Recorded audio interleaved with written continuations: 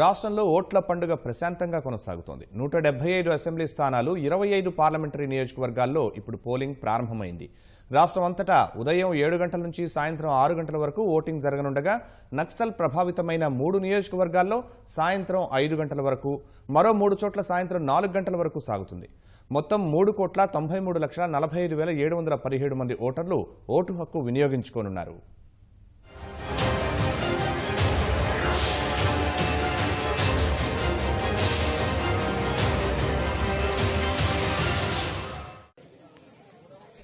దేశపు అతిపెద్ద ఓట్ల పండుగ రోజు వచ్చేసింది.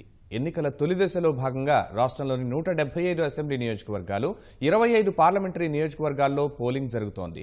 శాసనసభకు 2,118 మంది అభ్యర్థులు, లోక్సభ స్థానాలకు 319 మంది అభ్యర్థులు Telugu Desam, Vaikapa, Janasena, Congress, Bhajapa, CPI, CPM, BSP సహా స్వతంత్రులుగా బరిలో నిలిచారు.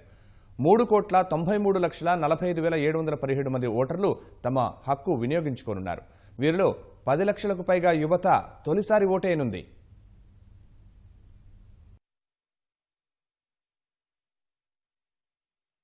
మహిళా సోదరిమణులు పెద్ద ఎత్తున తరలివస్తున్నారు. డెఫినెట్గా చంద్రబాబు నాయుడు గారి కష్టం, 5 సంవత్సరాల ఆయన పనితీరుకి ప్రజలు ఇవ్వబోయే కూలీ ఓటు తప్పకుండా పెద్ద ఎత్తున ప్రజలు తెలుగుదేశం ప్రభుత్వాన్ని ఆదరిస్తారు. చంద్రబాబు నాయుడు గారు అమలు చేసిన ప్రభుత్వ పథకాలు చాలా పెద్ద ఎత్తున ప్రజల్ని కదిలిస్తూ ఉన్నాయి. చాలా పెద్ద ఎత్తున ప్రజలు బారులు తీరున్నారు. ఈవీఎంస్ ఇది కూడా ఎప్పటికప్పుడు అధికార యంత్రాన్ని దృష్టికి తీసుకొస్తూ ఉన్నాం. ఇటువంటి ఈవీఎంస్ ఈ ఇబ్బందులు కూడా లేకుండా సంబంధిత అధికారులు బెల్ కంపెనీ వారు కృష్ణా జిల్లాలో వీటికి సంబంధించిన ఈవీఎంస్ సంబంధించి మరి ఎప్పటికప్పుడు చర్యలు తీసుకుంటున్నామని చెప్పి జిల్లా యంత్రాంగం తెలియజేసింది. ఎలక్షన్ కమిషన్ కూడా స్పందించి ఇటువంటి ఇబ్బందులు, ఎందుకంటే ముఖ్యంగా ఎండాకాలం, ఎండల్లో ప్రజలు ఓటర్ మహాశయులు బారులు తీరున్నారు. ముఖ్యంగా మహిళలు, వృద్ధులు, పిల్లలు, యువకులు ఎవరైతే ఉన్నారో ఓటర్ వయసు నిండిన వారు వాళ్ళందరూ కూడా మరి ఎండకి ఇబ్బంది పడే పరిస్థితి ఉంది.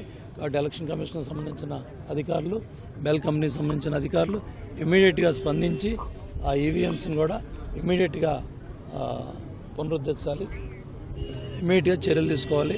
ఎక్కడికక్కడ బూతుల్లో వచ్చిన సమాచారాన్ని జిల్లా యంత్రాంగానికి సంబంధిత అధికారులు తెలియజేస్తున్నాం. తప్పకుండా ముఖ్యమంత్రి గారి కష్టానికి, చంద్రబాబు నాయుడు గారు చేసిన అభివృద్ధి సంక్షేమ కార్యక్రమాలు, తెలుగుదేశం ప్రభుత్వం చేసిన సంక్షేమ కార్యక్రమాలు ప్రజలు పట్టం కట్టబోతున్నారు. తప్పకుండా ప్రభుత్వ అధికారంలోకి వస్తుంది. అందరూ కూడా ఎన్ని ఇబ్బందులు వచ్చినా సరే ప్రజలు క్యూ లైన్లో ఉండి చివరి ఓటు వేసే వరకు కూడా అందరూ క్యూ లైన్లో ఉండి ప్రశాంతంగా ఓటేయాలని ఓటర్ మహాశయులందరికీ తెలియజేస్తున్నాను. రాష్ట్ర ఓటు కూడా చాలా విలువైంది. ఎన్ని ఇబ్బందులు వచ్చినా అన్నీ కూడా తట్టుకొని ఎదుర్కొని చివరి ఓటు వినియోగించుకునే వరకు కూడా ప్రతి ఒక్కళ్ళు కూడా దయచేసి ఓటు హక్కును వినియోగించుకోమని కోరుతా ఉన్నాం. మొత్తం 46,120 పోలింగ్ కేంద్రాల్లో శాంతియుతంగా ఓటింగ్ ప్రక్రియ నిర్వహించేందుకు ఎన్నికల సంఘం ఏర్పాట్లు పూర్తి చేసింది. ఇందులో 9,000 పైచిలుకు కేంద్రాలు సమస్యాత్మకంగా ఉన్నట్లు గుర్తించింది.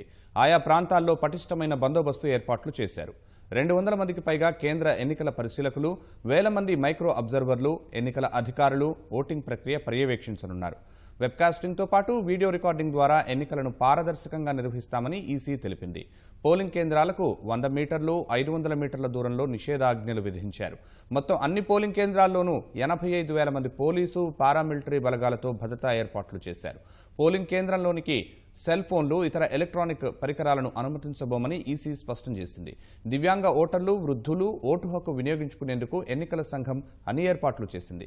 ఉదయం 7 గంటల నుంచి సాయంత్రం 6 గంటల వరకు 11 గంటల పాటు జరిగే ఓటింగ్తో పోలింగ్ శాతం గణనీయంగా నమోదు కావచ్చని అంచనా వేస్తోంది ఈసీ.